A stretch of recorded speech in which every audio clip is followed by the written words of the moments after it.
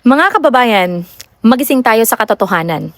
Walang DDS, walang anti-DDS, walang mga dilawan, at walang mga BB Pink warriors ang pwedeng bumaluktot sa totoong matematika ng batas. Ngayon ay napatunayan na kung sino ang tunay na may paninindigan at kung sino ang mga desperadong nagmamarunong lang sa media. I stand firmly with the Senate President Alan Peter Cayetano. At para sa mga bumabati ko sa akin at sa mga DDS, heto ang pinakamalaking resibo na tuluyang ruronda sa inyong propaganda. Kilala niyo naman si Senator Bam Aquino, di ba? Isang kilalang senador, isang kilalang kritiko, hindi kaalyado ni Senate President Alan Peter Cayetano. Ngunit sa pagkakataong ito mga kababayan, napatunayan na matalino talaga siya dahil hindi niya kayang talikuran ang nakasulat sa batas mga kababayan.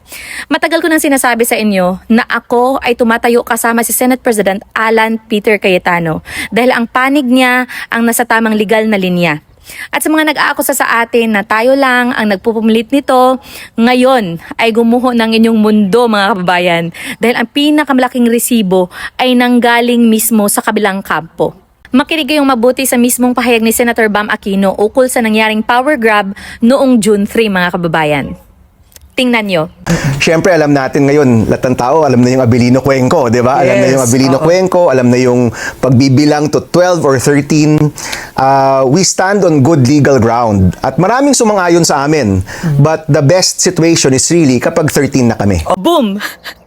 Mga kababayan, narinig nyo yun? Kahit ang kampo nila ay alam at tanggap sa kanilang sarili na ang pinakamainam, lehitimo at tamang sitwasyon ay kapag 13 na sila. Ang problema, 12 lang sila noong June 3. Sila na mismo ang nagpapatunay na kulang ang kanilang numero para maging 100 valid ang kanilang laro mga kababayan.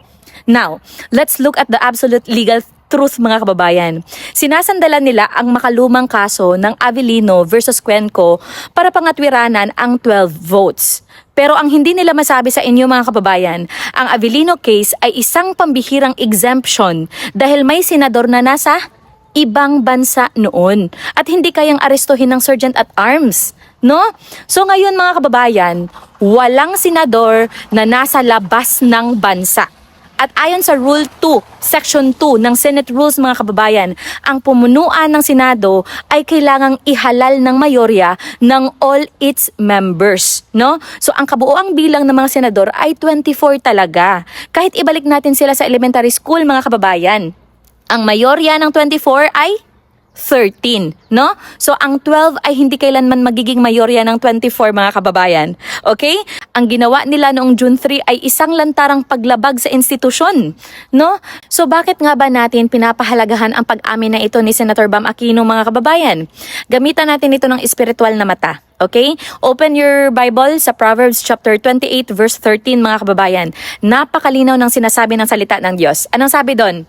He who conceals his sins does not prosper, but whoever confesses and renounces them finds mercy. No? So kahit anong tago nila sa kanilang political agenda mga kababayan, ang katotohanan ay pilit na lumalabas sa kanilang sariling mga bibig, no? So ang pag-amin ni Bam Aquino na kailangan nila ng 13 ay patunay na ang konsensya at ang katotohanan ng Diyos ay hindi maaaring itago magpakailanman.